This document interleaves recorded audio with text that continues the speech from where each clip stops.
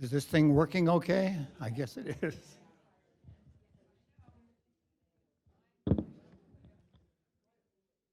My name is Paul McBride. I am sitting in temporarily for Margaret Keller, who has been running the speakers program for a number of years, very, very ably. And I want to thank all of you for coming to see the talk tonight, and remind you to please turn off your cell phones so we don't have a lot of distraction out in the audience. I'm going to try to introduce Jerry Lazarus properly. When we had to decide how to give his introduction on the publications, I just said that he was a professor and so on. Well, Jerry Lazarus is a true titan of the field of dermatology in the United States. And he'll be talking tonight not on his specialty of dermatology, but on the field of dementia and caring for one with dementia. Dr. Lazarus, Jerry Lazarus, is an ambassador for the Association of Frontotemporal Degeneration, and he began this relationship with his wife when his wife, Audrey, was diagnosed with behavioral frontotemporal dementia about 10 years ago. Although he's not a neurologist, his interest turned to dementia. His previous positions include holding named chairs and chairmanships of departments of dermatology at Duke University, the University of Pennsylvania. He's an emeritus professor of dermatology and medicine at Johns Hopkins School of Medicine, where he developed a major wound center that was a collaborator in the Wounded Warrior Project. He's also the emeritus dean of the School of Medicine and the CEO of the health system at the University of California, Davis. He and his wife, Audrey, served as advisors to the Minister of Health in the People's Republic of China and lived in Beijing for 3 years. He spent 3 years doing neuromuscular and connective tissue research at the NIH and was named a Guggenheim Scholar studying molecular medicine in Geneva, Switzerland. In 2011, he was the founding president of the Milstein Medical Asian American Partnership Foundation to facilitate medical research between China and the United States. He's the author of over 200 papers and books, was elected to the American Society for Clinical Investigation, the Association of American Physicians. He served as president of the Society for Investigative Dermatology and a board member of the American Academy of Dermatology. The Department of Dermatology at the University of Pennsylvania endowed the Gerald Lazarus Chair in Investigative Dermatology in his honor in 2020. I should add that his wife, Audrey, has had a distinguished career of her own. Born in Dunkirk, New York, she earned a doctorate degree in chemistry from the University of Buffalo and later joined Bristol Myers Squibb, where she soon built a global regulatory group registering drugs in cardiovascular, central nervous system, anti-infection, and anti-HIV treatment. After marrying Jerry and moving with him to Northern California, she assumed regulatory and quality control responsibilities with several pharmaceutical companies. So it is with great pleasure that I welcome Jerry Lazarus.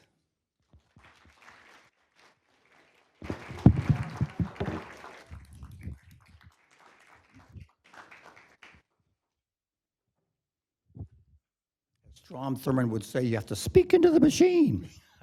Thank you very much. Am I on? Okay, can everybody hear?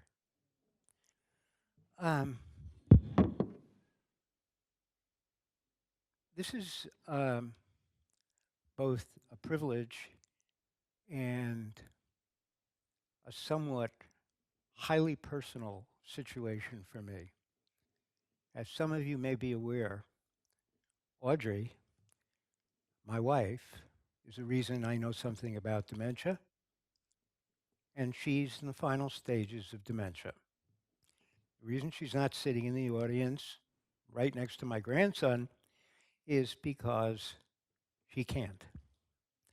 Um, and you will understand, she is one of the things that she felt very, very strongly about was that we needed to educate people to the extraordinary ravages of this problem, which is highly pertinent to this age group sitting in this room. And it is with not only her permission, but her blessings that she has encouraged me to continue to do this. Now, what you see over there is the Association for Frontotemporal Degeneration. And I have to acknowledge that a number of the slides I'm using are from my responsibilities as an ambassador of AFTD.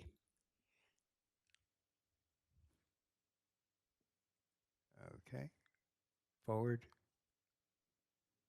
Whoop.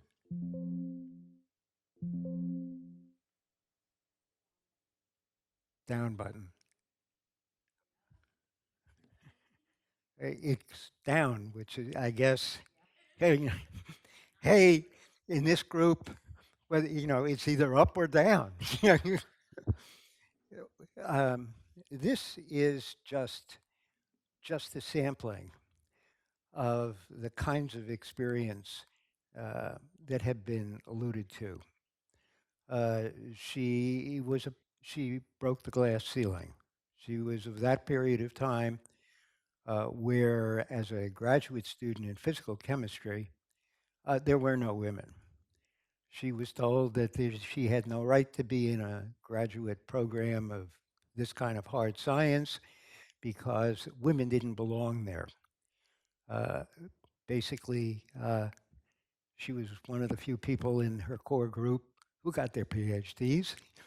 And then she went on to be a very, very senior corporate executive with a program that had 100 people all over the world reporting to her. Her national status is indicated on, oops, I did something wrong. Okay. And she worked with, was a major liaison person with the FDA, pharma, which is the major program for between drug companies. And when we went to China, she actually did something that was extraordinary. Um, in our teaching, uh, although we were basically policy wonks dealing with the minister, in her teaching, she basically told me that a very hard and difficult issue is decision science, which is very mathematical, and I'm not very good at that. And she challenged the class. She gave them one lecture, and then she told these outstanding students. We were at PUMC, which was the original Rockefeller Medical School in China, and it was the Minister of Health's medical school. So these were the top 80 medical students in all of China, and they were all bilingual. They understood English, would speak English, and she told me, she gave them a lecture, then she divided the class up into 4 groups, and she said, we're going to have a contest, and the prize was 100 yuan. There were 8 yuan to the dollar. I mean, well, and I looked at her and I told her she was out of her mind. You're crazy. This is never going to work. Well, this was, so I was basically thrown out of her office.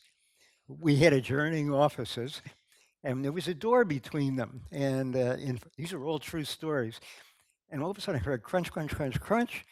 And she had moved a file cabinet in front of the door and locked the door to her office, which was also the way she handled my impetuosity when we were preparing a grant. And basically, uh, about a week and a half later, I got this phone call, expletives deleted, suggesting that I get my rear end down to see this because you are not going to believe it. And she was right. They were giving presentations in English, magnificent PowerPoints. There were discussion groups, all in English.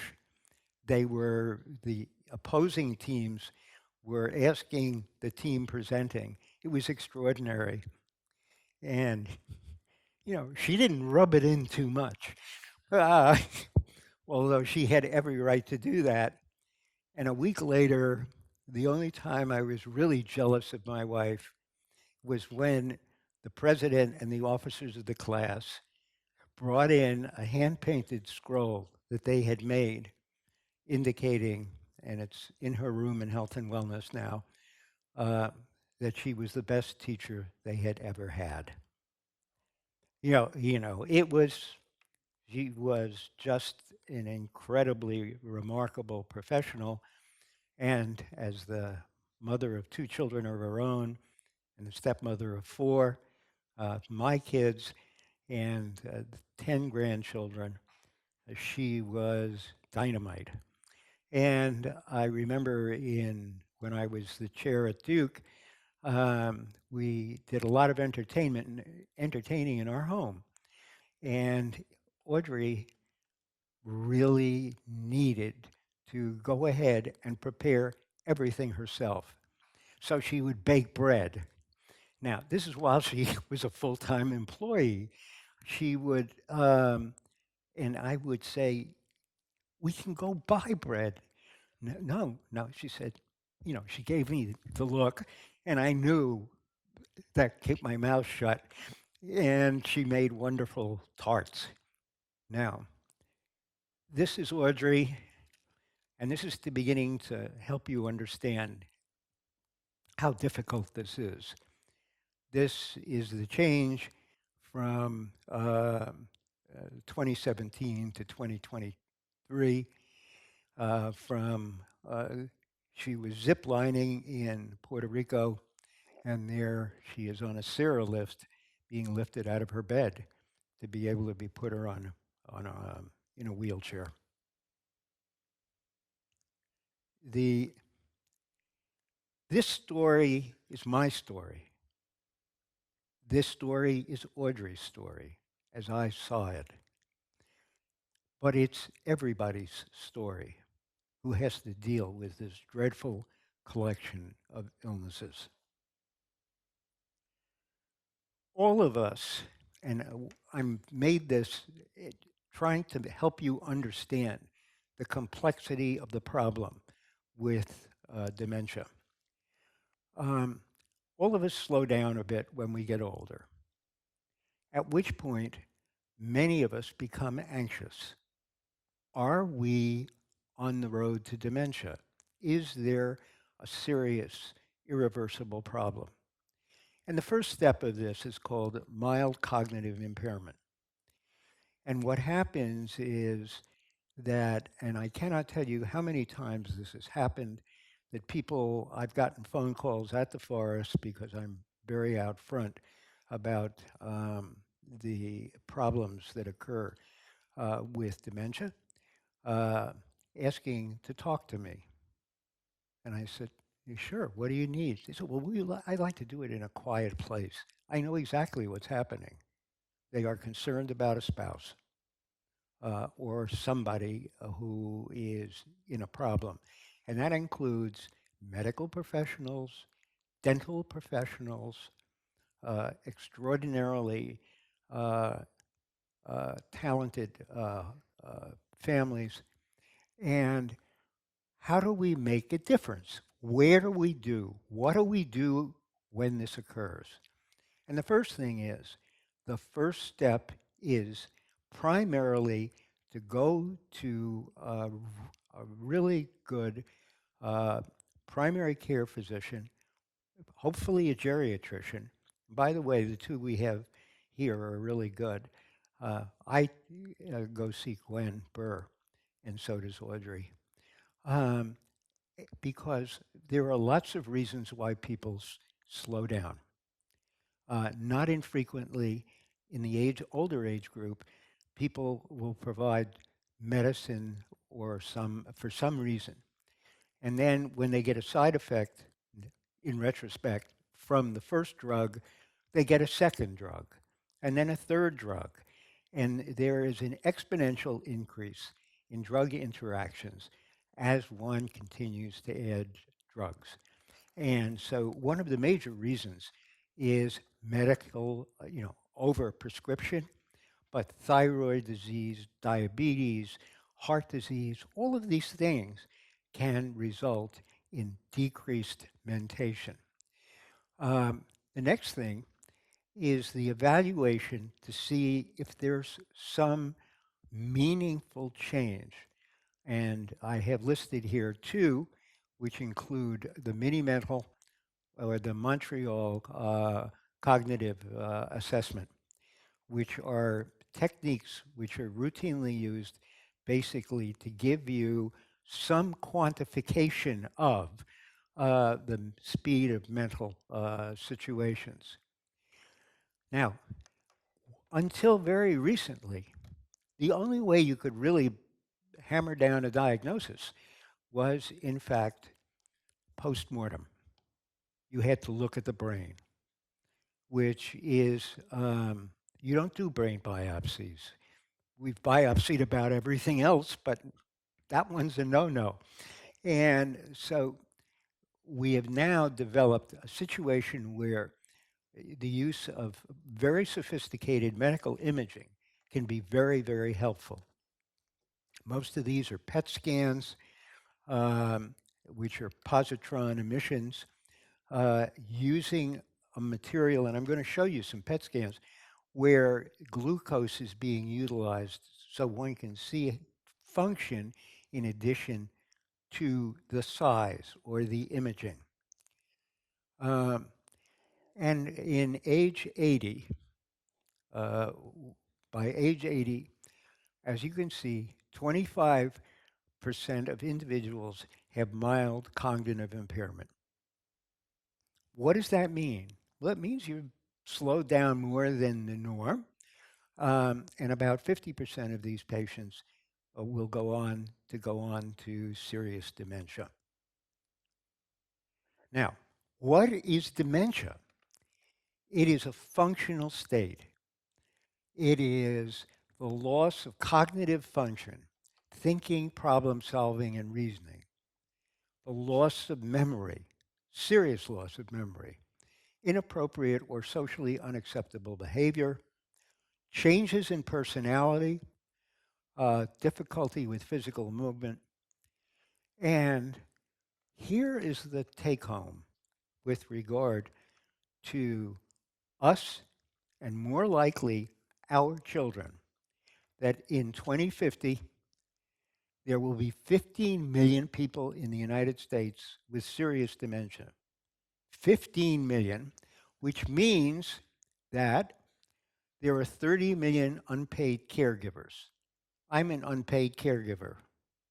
It's children, it's spouses, it's dear friends who are seriously compromised because of this loss of function at a cost $1.2 trillion. That is the entire infrastructure bill for the Biden administration. $1.2 trillion. That's the dimension of how devastating this problem is facing, we are facing.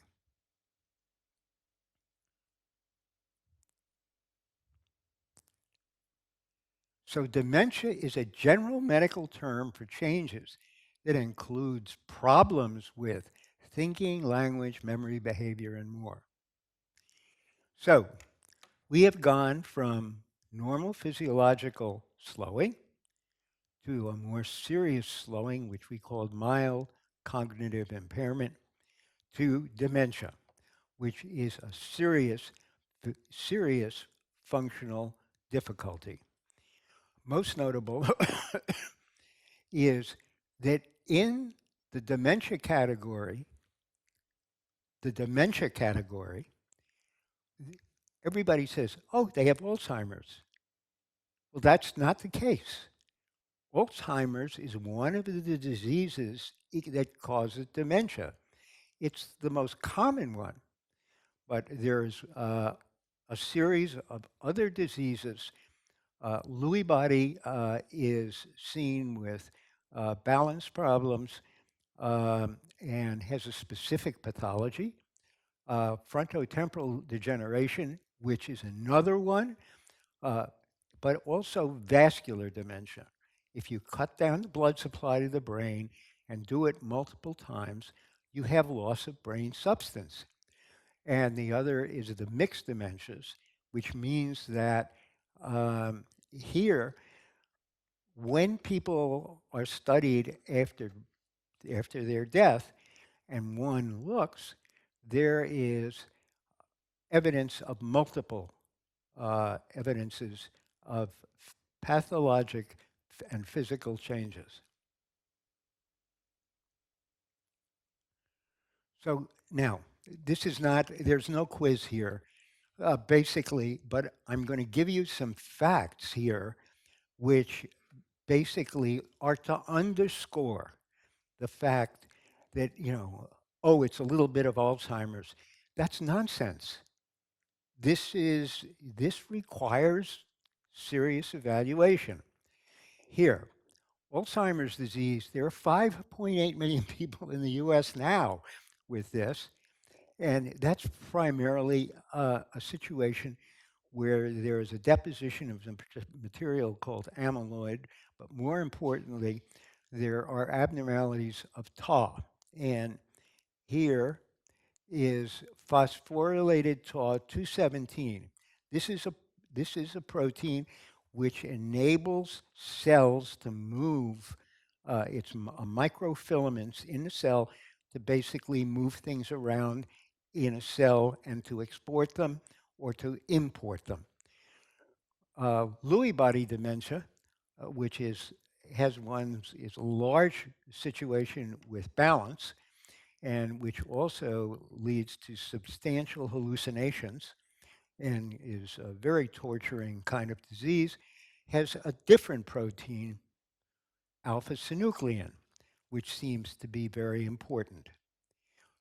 Vascular dementia, as you will see, is definable by vascular studies, and FTD we'll talk about, and there's a series of 3 different proteins, molecules, which are linked to that.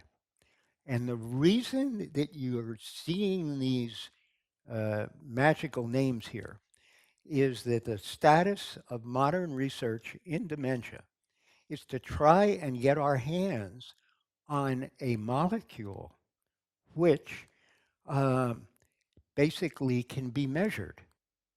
The usual course of dementia is this. However, day to day, it varies tremendously. All of us, when we get tired, if we do psychological testing, will do worse. You had a bad night sleeping, you didn't feel well. It's really something that's very difficult to deal with. So, what we need is, and a classic example is diabetes. You know, what we deal with diabetes is the blood sugars up or down or too low. And what we can do is modify it with insulin or a drug that controls that. But we don't have those now. We don't have a blood test which demonstrates what, what we can measure. And that means that we can't quantify what's happening over time.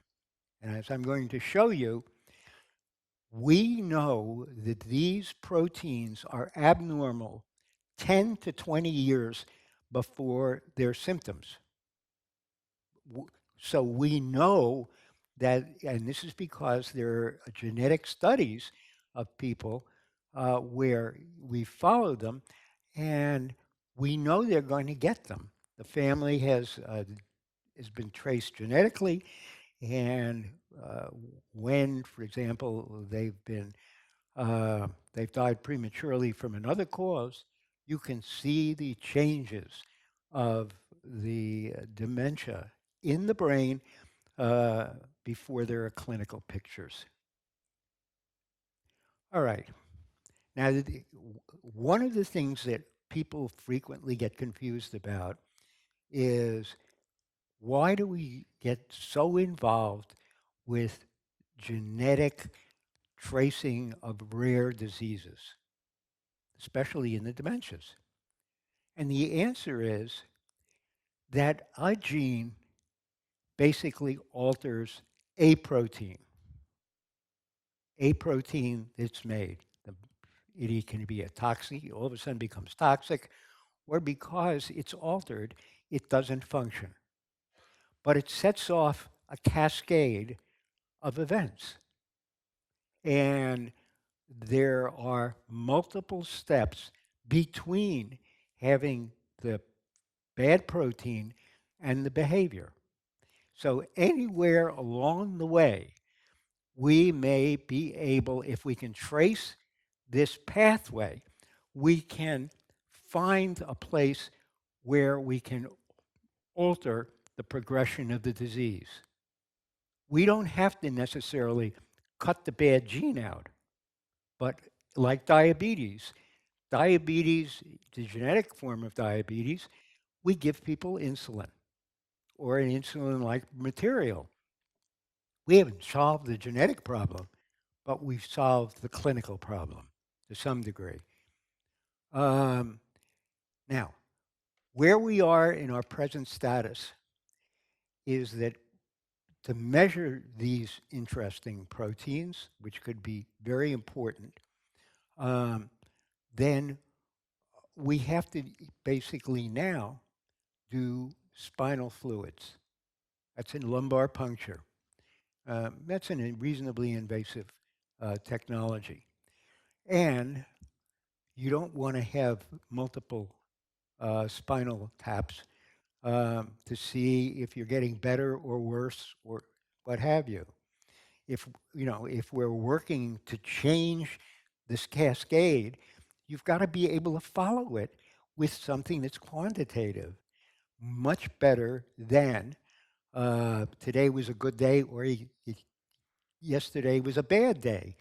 And right now, the status of research is looking for markers, looking for ways to measure these materials in a blood test, a urine, anything other than sticking a needle in your back, so that we can, and more important is if we have a drug that we think does something, what we want to do is be able to quantify it, what the change is. And if we had the protein which was going up or down or sideways, that tells us a great deal because this is a chronic disease.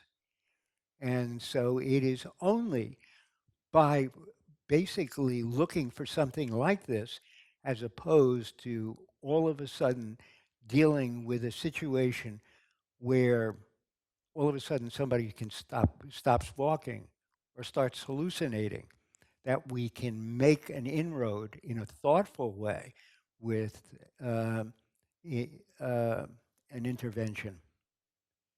Um, I mentioned diabetes. And here, pertinent to Audrey, are the three particular type. Whoops, I did it again. Um, are the three families. These are the proteins that basically are changed, that we know are related to what Audrey has, which is frontotemporal degeneration.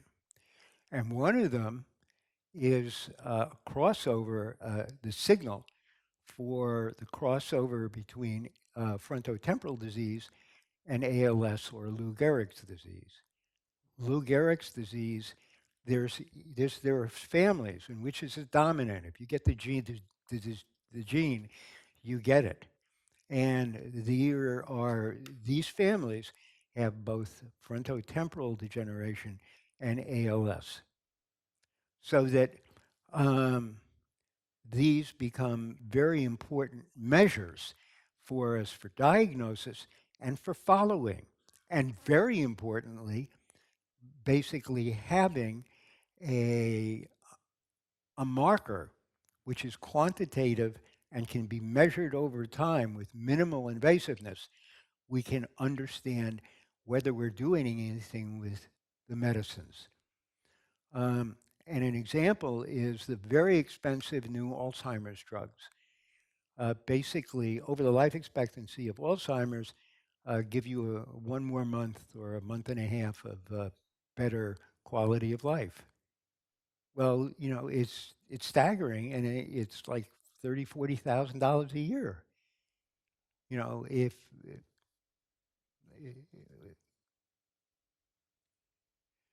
now these are PET scans. This is proton emission tomography, and this is the PET material is a radioactive, um, uh, for all practical purposes, glucose. And here is a normal PET. Here is frontotemporal dementia. Well, look at it. There is frontotemporal wasting. You know, this is, you know, here is Alzheimer's disease. These empty spaces are called the ventricles. The brain is bathed in fluid. And this fluid has, because the substance of the brain has disappeared, you'll see these ventricles changing. And in this area, right over there, you will have particular atrophy. This is Lewy body disease, and this is vascular disease. So you're seeing the difference in patterns before uh, before autopsy. And what's what science has done is really assembled very sophisticated and quite expensive technologies, basically, to look at what the metabolism is going on in the brain. So we're not looking at space and substance, we're looking at function. Now, what about this disease that I know too well? It's a type of dementia, it's a kind of disease which is characterized by the fact that there's wasting of the frontal and temporal lobe. I'm going to show you another diagram in a minute.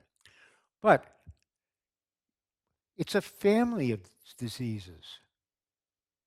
And as I'm going to make the point, that this family of diseases all cause this loss of substance and function, but they're very, very different. It's the leading cause of dementia in those under the age of 60. It involves personality, speech, and movement. Audrey, who was an incredibly high energy, uh, very effective closet type A, unlike her husband, I'm out there. But, you know, I can't hide it. But, you know, she all of a sudden was apathetic. She was indifferent. She Here was a woman who was incredibly attentive to everything, all of a sudden stopped. Uh, all of a sudden, we had um, piles of paper. She was all over the house. It was She was the product of a parochial education through college. Seton Hill was a Catholic girls' school. And I mean, her desk was meticulous. It looked like an advertisement for the leather manufacturers selling, desk sets. And all of a sudden, there's papers all over. And um, her judgment was off. Um, Her son, who was in the military and uh, was a distinguished warrior, got a Bronze Star, basically started out as airborne, and he had 2 tours in Afghanistan and 2 in Iraq. Um, so anytime she saw a solicitation from a veterans association, it was, she bit, and if you go to Charity Navigator, half of them or more were just complete scams. And you'd look at the charge cards and what the hell is going on here? And it was extraordinary. And um, you know, one of the characteristics of all dementias is anosognosia, which means they don't know that there's anything wrong. You don't convince somebody that they're goofy. As, hey, are you crazy? You may say that, but you don't really mean, are you crazy? This is a characteristic. So there's nothing, they don't think that there's anything wrong. Socially inappropriate, There's one of the things that I learned to live with is Audrey would go to the toilet and she wouldn't come out because she would go into the um, ladies' room, throw the lock, and forget how to lift the lock out. And I basically was going to write a book about ladies' rooms that I have crawled through to get my wife. And in fact, uh, the topper was when we went to a Duke basketball game, and there is really one major ladies' room, a couple, but one major ladies' room at in Cameron Indoor Stadium. And Audrey went in, she'd come out. Well, eventually, um, they had to empty out the ladies' room for me to go in and get her. Now, I don't know how many observant uh, most of the women are, but one of the things that's really characteristic is the door to the stall is actually quite a bit lower to the ground than the sides.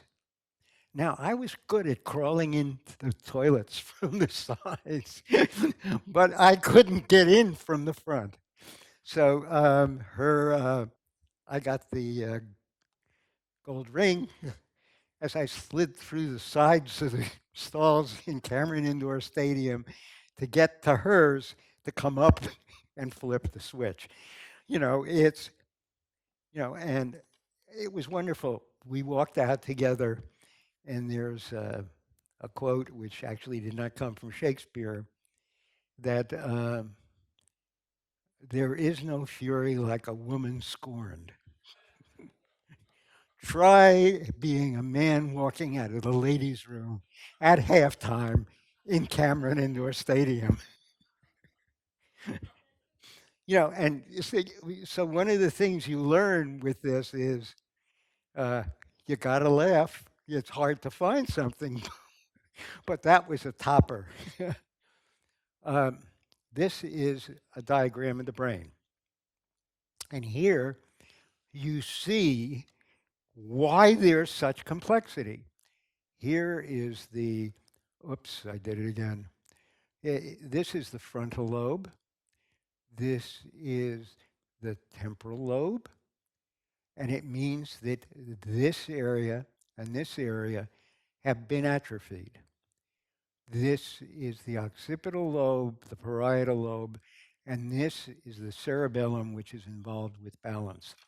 And it's attached to things underneath called the basal ganglia, which are the areas which are very important with balance.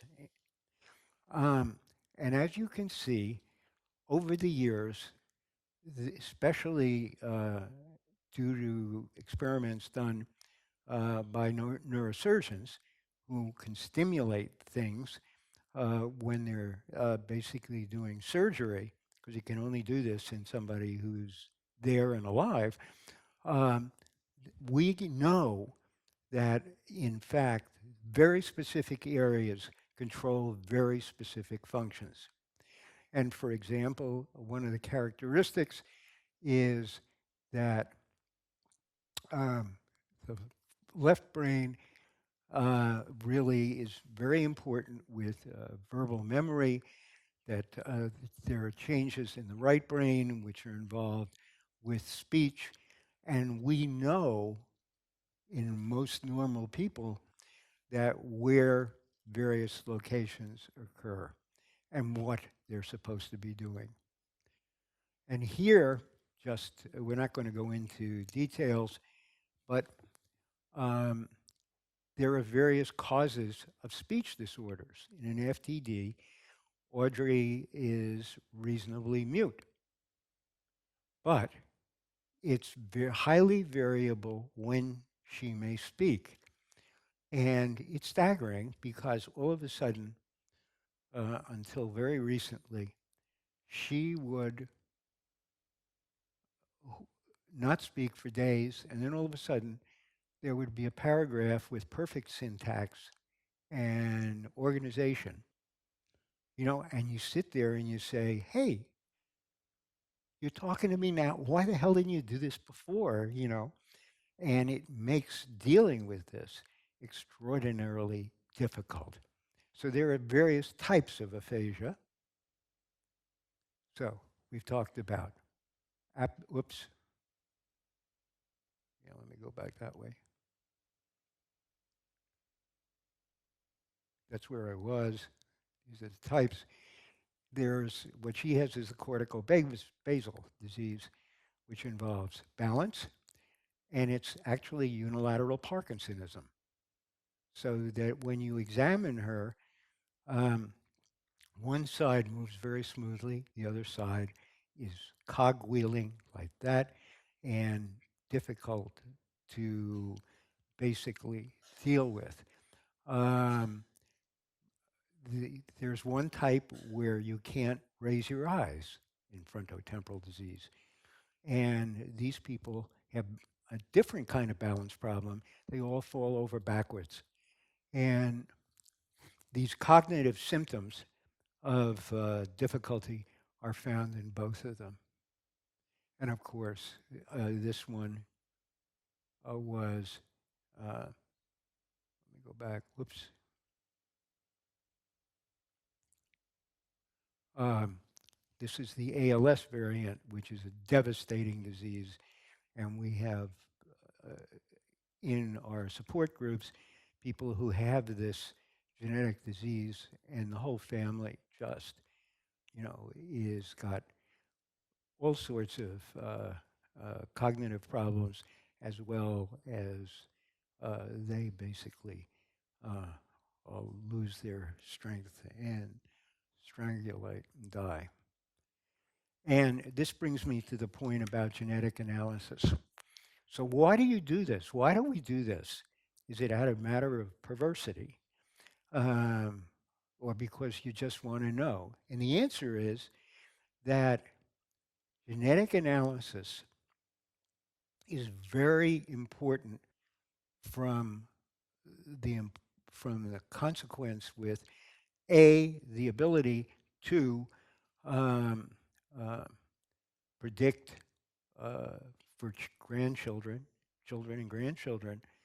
Hey, there's a real risk here, and the ability to test for this genetic problem. And in addition, as you're seeing, there's tremendous variation.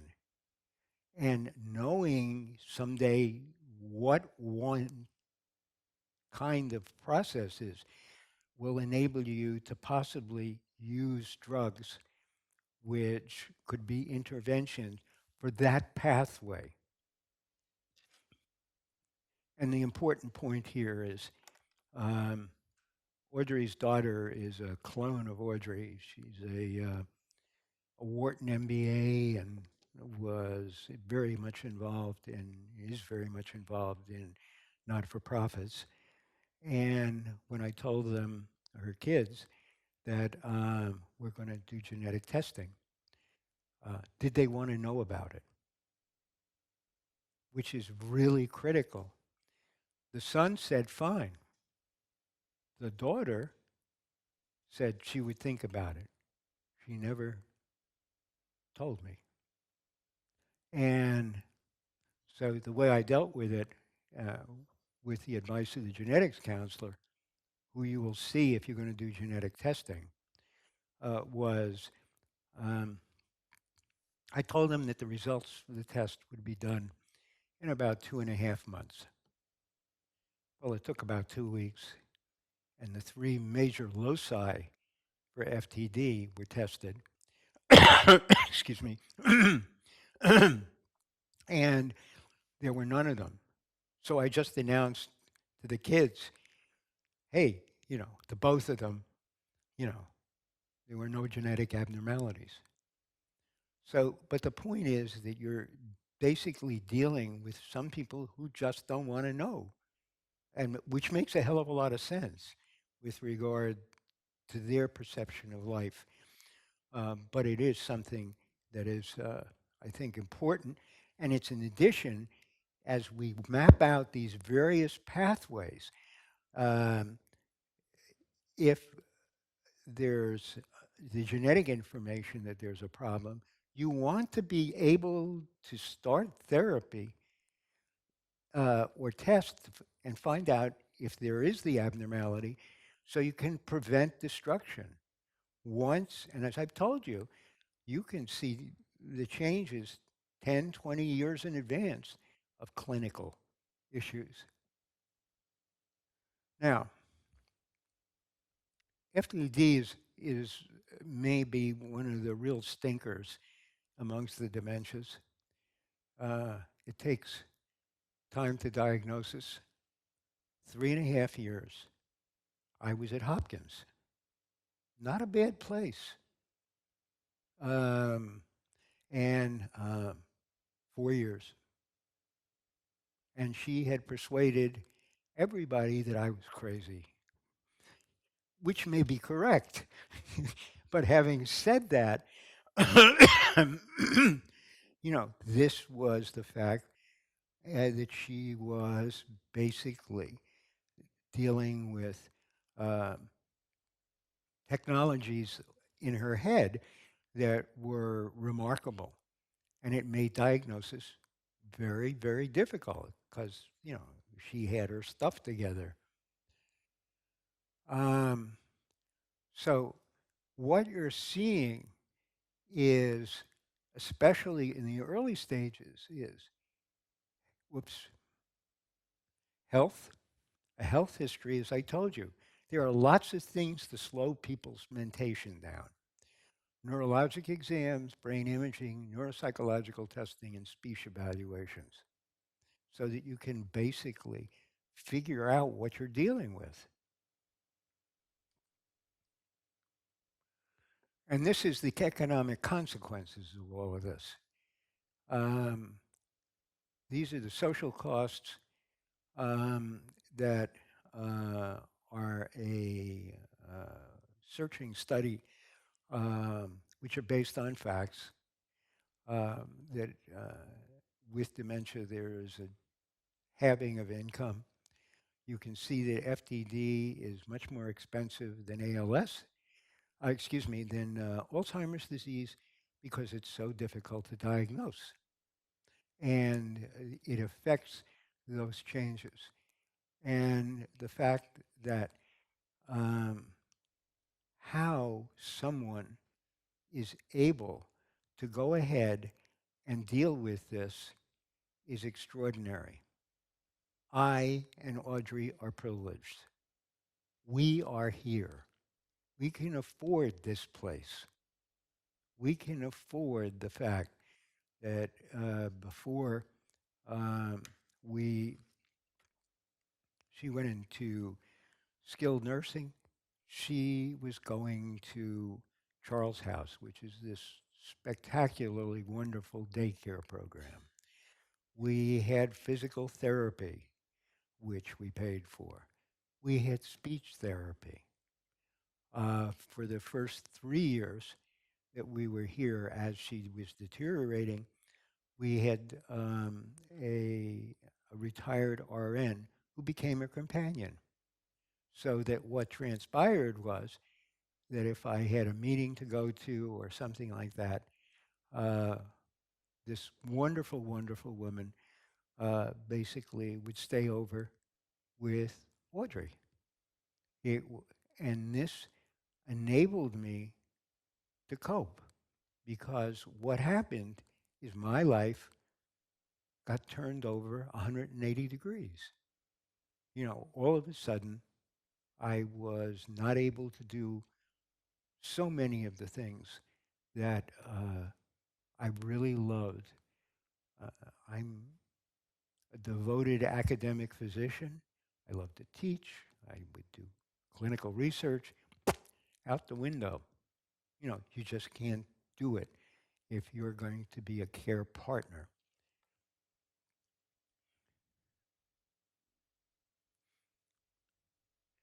And I told you FTD is also devastating because it hits people when they're younger. And in fact, there's extraordinary literature from the Association for Frontotemporal Degeneration in how to deal with children. And what is involved is you have to build a program to be able to survive this. It's and it involves all sorts of things with regard to how do I deal with um, uh, wills, uh, with regard to trustees.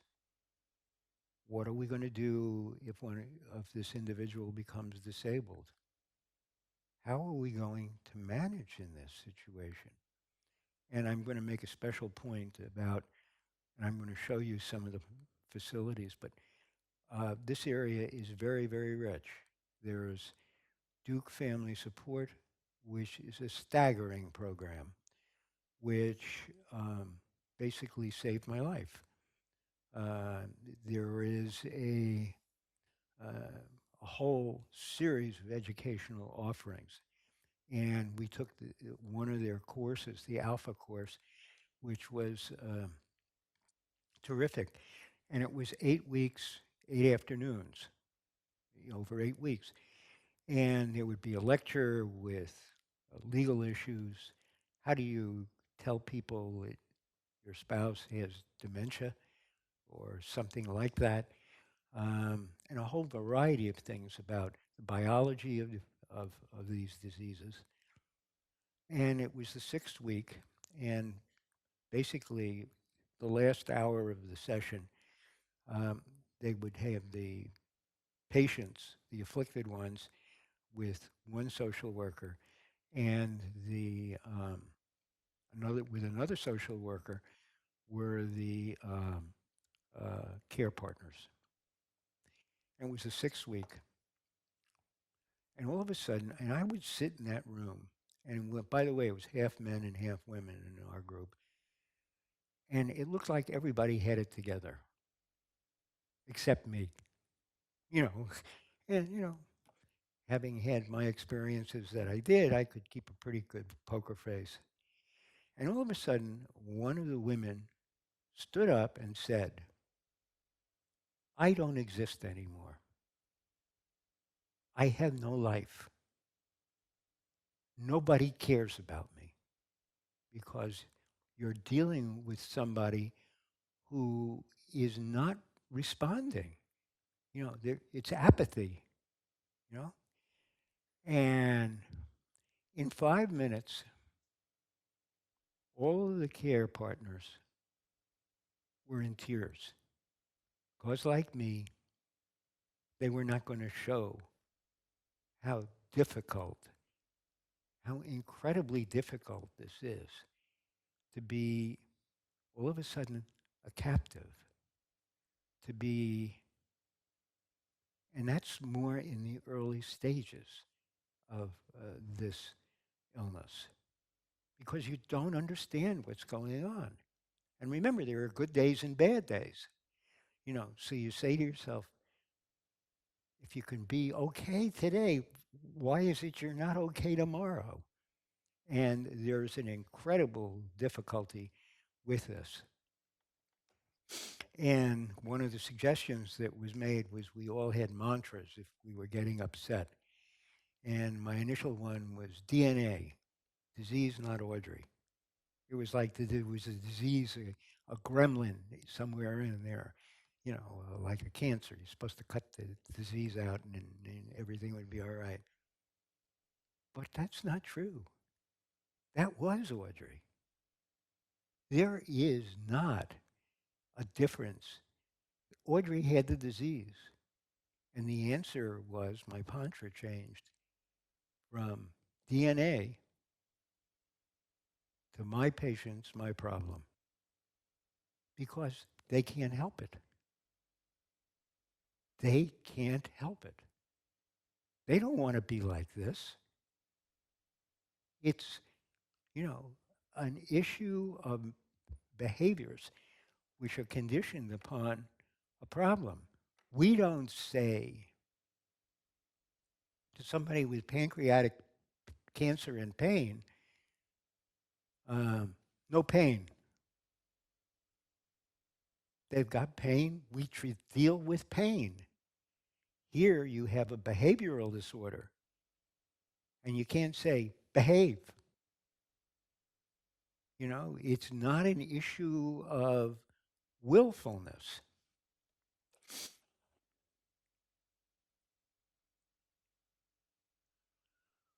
So we're almost at the end. Clinical manifestations are always changing. Life is totally unpredictable. For the first time, I understood what being a mother was like. I never, that women did that. I was never a mother. You know, if if you know, when you think about it, we had 4 kids in 5 years. My first wife and I, who died, and I never gave it a thought. Somehow it all worked because she was there. I could, you know, be my usual type A self without any problem at all. But it is, it's just not up to you. You just basically deal with it. And I mentioned a couple of these things. In Audrey, basically, I mentioned the use of charge cards and the financial consequences of this behavior can be extraordinary. Um, where this occurs in the brain is also the appetite center. So Audrey used to be 125 pounds. She ran marathons. You know, all of a sudden she was 170, and we would go to the supermarket, and I would take her along because it was fun for her to, wander around the supermarket, and all of a sudden, when we went to check out, there'd be a dozen candy bars that appeared. God knows where the hell she put them. I can have some thoughts, but uh, you know, it was because she would no more think of doing that than fly. And um, the point also is to be made is the care partners have 50% of life expectancy of age and disease matched individuals. When she eventually went into skilled nursing, 1 week afterward, I had a triple bypass. Um, So here we are. Care partners need support. And that's advice, psychological, physical, coming out. You know, the whole idea of how do you tell the world that you've got this problem. And the eventually, when she had this urinary tract infection, is when she went into skilled nursing. Um, just like Alzheimer's, Lewy body, and almost all the other dementias, we have extremely little. And it is incredible how important support groups are. And the reason you have a support group is you don't delight in the misery that somebody else is having. It's there because all of a sudden you realize everybody's got the same problems, you know, and there's advice that can be shared. Uh, this is the next to last slide. Our area is extraordinary. Duke family, dementia family support is spectacular. All sorts of courses, basically support groups, outings, uh, trips to the Nasher. Um, the Dementia Alliance of North Carolina has a robust educational program. Duke Neurology and Kim Johnson and Andrea Bazzoki at Carolina are spectacular. Um, there's a triangle, aphasia project where there's a whole group that deals with individuals who are afflicted with aphasia. And there are all sorts of things you can do for them, but you have to go to somebody who knows something about aphasia. And of course, AFTD. This is the last slide. This poem was shared with me uh, when I was on Embodied, and there was another caregiver, and he read this poem. And as he read this poem, both the moderator, I, and he began to cry. And I'm going to read it out loud because it's the way that I maintain my sanity as I deal with this. Do not ask me to remember. Don't try to make me understand. Let me rest and know you're with me. Kiss my cheek and hold my hand. I'm confused beyond your concept. I am sad and sick and lost. Although all I know is that I need you to be with me at all cost. Do not lose your patience with me. Do not scold or curse or cry.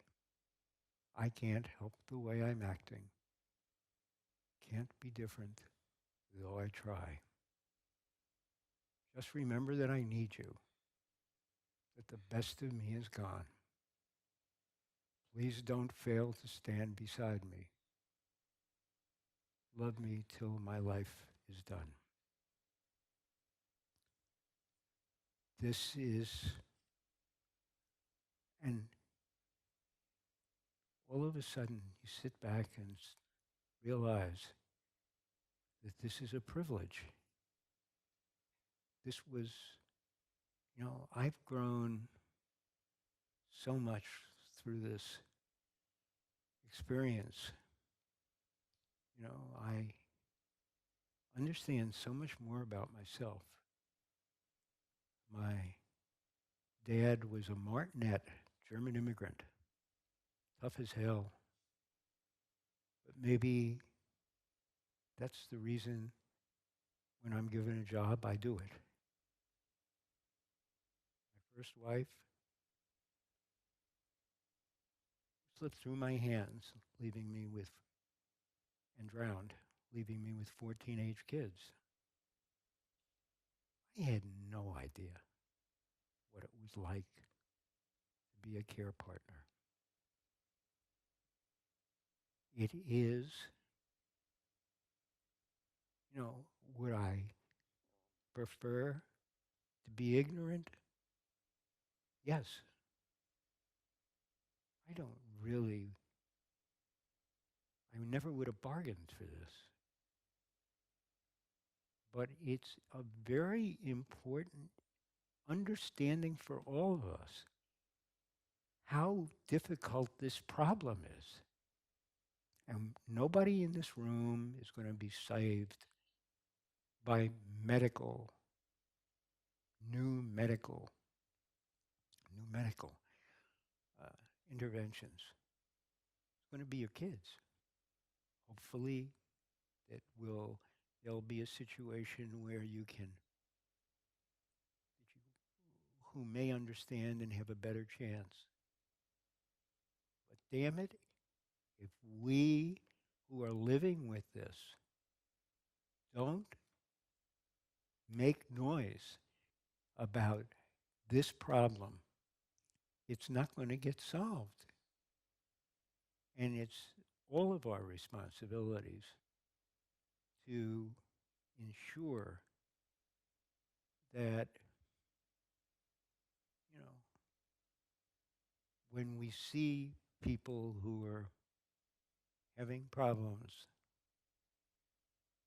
not to turn away. They're the folks who really need a smile and a helping hand. Now, this is, to me, this evening is a celebration of an extraordinary woman's life. And as a celebration, there are all sorts of goodies out there and some champagne. And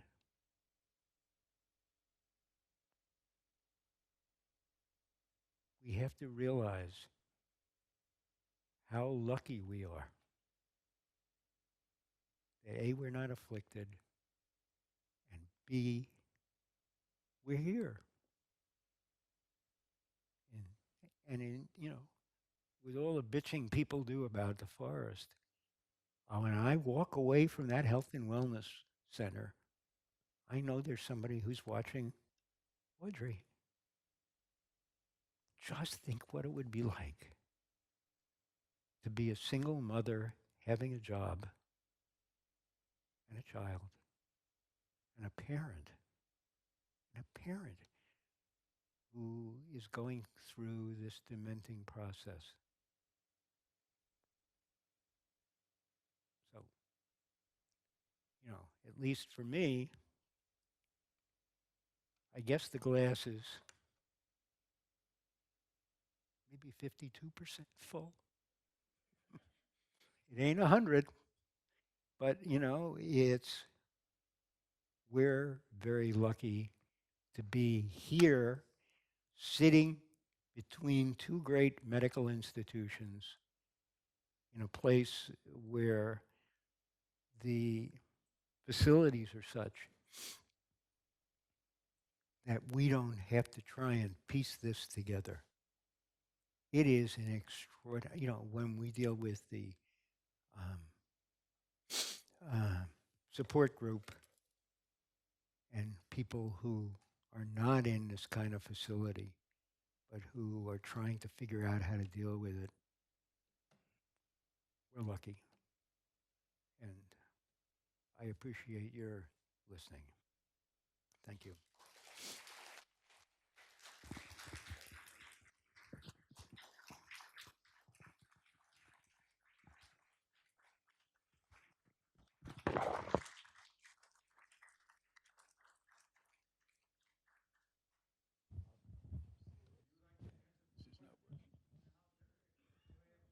Well, I'm watching people watching the clock. So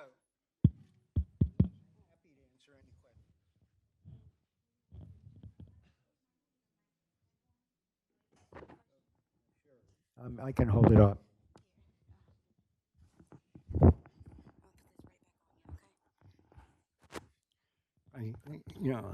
I mentioned that, with this thing on, I should be doing a song and dance or something like that.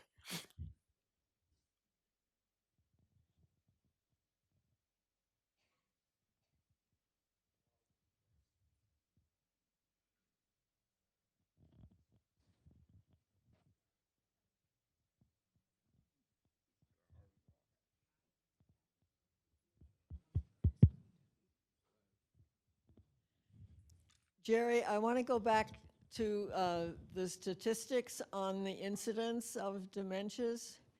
Did, did I calculate right that it comes out to be about 12% of the cohort down with one or the other? Yep. It's there's an interesting question. In There's a very famous um, scientist who basically looked at um, a the took various skin samples, and what transpired was that he had got skin samples, from newborns, young adults, mature adults, and the individuals who were aged. And he basically was at Penn at the time, and what he found was that the usual existence was 60, 60 cell doublings. So if you think about this as exponential, it's huge amounts of what have you, which was found in the newborns. In young adults, it was maybe about 55, mature individuals 40, older individuals maybe 30 cell doublings. It is not particularly optimistic, uh, these findings, suggesting that we all have clocks. And that clock is wound once, and what happens is there really are limits to existence. The brain has limited numbers of cell doublings, neurons, and that's one of the reasons it's so very important that one diagnose these diseases before there's clinical disease, and that one can allow the full potential of these cells to live. So that um, this investigator, Leonard Hayflick, was talking about the possibility that there really are limits to how long we're going to live. And given the fact that hearing athletes who are getting their heads banged playing football or getting hit with hockey sticks, um, what you're doing is basically causing some diminution in the expectancy of the cell doublings because something's happened. So I think that I would not be surprised that 100 years from now, God willing that we don't blow off the earth, so everybody go out and vote. Um,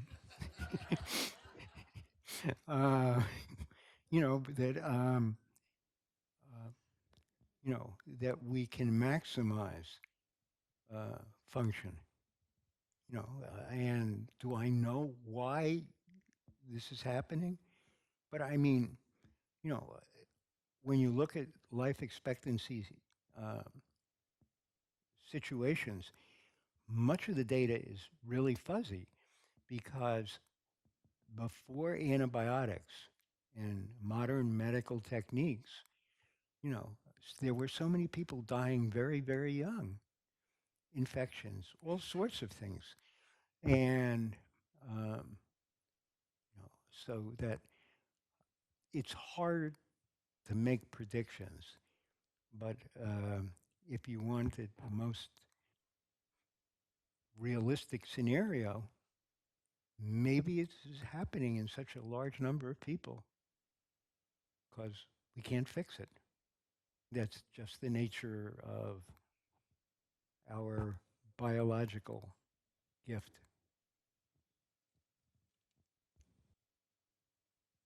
And on that depressing note,